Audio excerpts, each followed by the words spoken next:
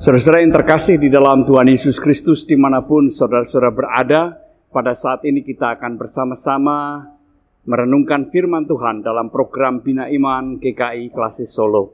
Kita akan bersama-sama membaca bagian dari firman Tuhan yang terdapat di dalam kitab Wahyu pasal yang ke-11 ayat 16 sampai dengan ayat yang ke-19. Sebelum kita membaca dan merenungkan firman Tuhan ini, kita akan bersama-sama berdoa terlebih dahulu. Mari kita berdoa.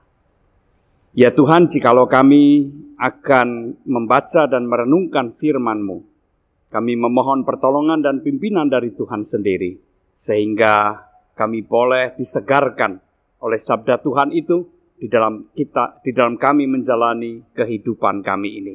Di dalam Kristus kami berdoa. Amin. Saya akan membacakan Wahyu pasal yang ke-11 ayat 16 sampai dengan ayat yang ke-19 demikian. Ke-24 tua-tua yang duduk di hadapan Allah di atas tahta mereka sujud dan menyembah Allah sambil berkata, "Kami mengucap syukur kepadamu ya Tuhan Allah yang Maha Kuasa, yang ada dan yang sudah ada, karena Engkau telah memangku kuasa-Mu yang besar dan telah mulai memerintah sebagai Raja. Semua bangsa telah marah, tetapi telah datang amarah-Mu dan saat untuk menghakimi orang-orang mati dan untuk memberi upah kepada hamba-hamba-Mu, nabi-nabi dan orang-orang kudus, dan kepada mereka yang takut akan nama-Mu, kepada orang-orang kecil dan orang-orang besar, dan untuk membinasakan siapa saja yang membinasakan bumi." Lalu terbukalah bait suci Allah yang di sorga, dan kelihatanlah tabut perjanjiannya di dalam bait suci itu. Dan kilat pun memancar, bunyi guru menderu, dan terjadilah gempa bumi dan hujan es lebat. Demikianlah firman Tuhan. Nah, Bapak, Ibu, dan saudara sekalian, hidup di dalam dunia ini penuh dengan tantangan, kesulitan, dan perubahan-perubahan yang bukan hanya menimbulkan ketidaknyamanan, tetapi seringkali juga menimbulkan kesulitan, kesusahan, dan penderitaan. Nah, di tengah-tengah situasi semacam itulah kita bersiap-siap untuk merayakan Hari Raya Gerejawi sesudah Paskah, yaitu kenaikan Tuhan Yesus ke surga. Bapak, Ibu, dan saudara sekalian, dalam kesempatan ini kita diajak membaca bagian dari kitab Wahyu. Sesuai yang saya kasihi, kalau kita membaca mundur ke belakang, maka sebenarnya ini merupakan rentetan dari 7 sangkakala. 6 sangkakala yang pertama itu berisi tentang bencana dan malapetaka yang mengerikan, yang menakutkan, dan itu mengingatkan kita akan tulah Allah yang dijatuhkan atas bangsa Mesir oleh karena kekerasan hati mereka, oleh karena mereka melawan Allah. Nah, sebelum sangkakala ke-7 ditiup, ada semacam jeda, ada penglihatan malaikat yang datang dengan membawa kitab terbuka, dan bagian yang kita baca pada hari ini adalah bagian sangkakala yang ke-7. Setelah 6 bencana dan malapetaka yang menakutkan dan mengerikan itu, datanglah atau tibalah giliran sangkakala ke-7 ditiup, dan sangkakala ke-7 ini memberikan suatu sukacita, suatu pengharapan yang baru. Kenapa? Karena di situ dinyatakan suatu penglihatan bahwa Allah sungguh berkuasa. Ia berkuasa menjadi raja atas seluruh alam semesta. Kekuasaannya tidak terbatas. Dan kemudian para tua-tua yang duduk di tahta mereka, yang juga kemudian sujud dan menyembah Allah itu mengucapkan puji-pujian, penyembahan kepada Allah. Saudara yang terkasih di dalam Tuhan Yesus Kristus, mereka bersyukur karena Allah sungguh menjadi raja dan berkuasa atas seluruh alam semesta. Dan Allah yang berkuasa ini peduli kepada mereka yang lemah, peduli kepada mereka yang menjadi korban-korban kejahatan, ketidakadilan, dan sebagainya. Dan Allah akan membinasakan setiap mereka yang membinasakan bumi, atau dengan kata lain yang membinasakan atau yang merusak kehidupan.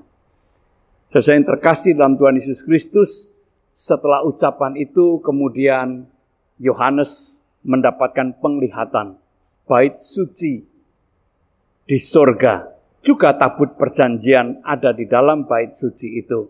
Lalu disusul dengan kilat, guruh, dan juga gempa bumi serta hujan es yang lebat. Bapak, Ibu, dan saudara sekalian, apa yang dilihat oleh Yohanes ini mengandung makna yang mendalam. Bait suci dan tabut perjanjian itu menegaskan akan kehadiran Allah atas umatnya. Sedangkan kilat, guruh, dan gempa bumi serta hujan es yang lebat itu menunjukkan atau menggambarkan kedahsyatan kuasa dan kehadiran Allah. Bagi orang beriman, tentu saja gambaran-gambaran ini sungguh memberikan sukacita dan pengharapan. Karena di tengah-tengah kesusahan dan penderitaan, jemaat mengalami penderitaan yang luar biasa, ditindas dan dianiaya oleh kuasa-kuasa kejahatan. Nah, di tengah-tengah ketidakberdayaan itu, mereka mendapatkan peneguhan melalui penglihatan yang dialami oleh Yohanes, yaitu bahwa Allah hadir di tengah-tengah umatnya dan kehadirannya sungguh menghadirkan pula kuasa dan kedahsyatan yang luar biasa. Nah, Bapak, Ibu, dan saudara sekalian, kita juga hidup di tengah-tengah dunia dengan segala perubahannya, dengan segala hal yang tidak kita duga sebelumnya, dengan hal-hal yang mungkin menakutkan kita. Tetapi kita juga diingatkan, sebentar lagi kita akan merayakan kenaikan Tuhan Yesus ke surga. Apa sih maknanya? Maknanya Tuhan Yesus kembali ke hakikat asalinya, yaitu sebagai Allah yang bertahta di surga di dalam kemuliaan Allah, yang berkuasa atas seluruh alam semesta. Yesus yang kita sembah adalah Yesus yang sungguh hidup dan sungguh berkuasa, menguasai bumi dengan segala isinya, menguasai seluruh perjalanan hidup manusia, menguasai pula sejarah manusia. Nah, Bapak, Ibu, dan saudara sekalian, jikalau kita menghayati dan mengenang ini semua, bukankah ini menjadi penghiburan bagi kita? Bahwa kesulitan atau tantangan atau penderitaan yang seberat apapun, kita tidak hadapi sendirian. Kita tidak pikul sendirian. Bersama-sama dengan Tuhan Yesus yang sungguh berkuasa, yang hadir dalam kehidupan kita. Kita jalani, kita hadapi semuanya itu. Maka betapa bermaknanya juga merayakan kenaikan Tuhan Yesus itu. Jangan kita sepelekan, seolah-olah ini hanya hari raya kecil yang tidak berarti. Kenaikan Tuhan Yesus tetaplah merupakan satu peristiwa besar. Karena itu berarti bahwa ia menerima kuasa di atas segala kuasa. Dan ia berkuasa penuh atas kehidupan kita, memimpin perjalanan hidup kita. Maka percayalah bahwa ketika kita tetap berjalan bersama dengan Tuhan, maka setiap kesulitan, setiap tantangan juga akan dapat kita hadapi, kita lewati dengan pertolongan, perlindungan, dan kuasa Tuhan. Tuhan memberkati kita semua. Amin. Mari kita berdoa. Ya Tuhan, kami bersyukur bahwa kami boleh diingatkan betapa bermaknanya kenaikan Tuhan ke surga. Karena itu berarti bahwa Tuhan menerima kuasa di atas segala kuasa. Tuhan memimpin, menyertai, dan melindungi kehidupan kami, anak-anak-Mu. Maka biarlah kami bersandar penuh, menantikan setiap pertolongan Tuhan atas setiap tantangan dan kesulitan maupun penderitaan yang kami hadapi di dalam dunia ini. Kami percaya Tuhan tidak pernah jauh, Tuhan selalu hadir di dalam kehidupan kami. Terima kasih ya Tuhan, dalam Kristus kami berdoa. Amin.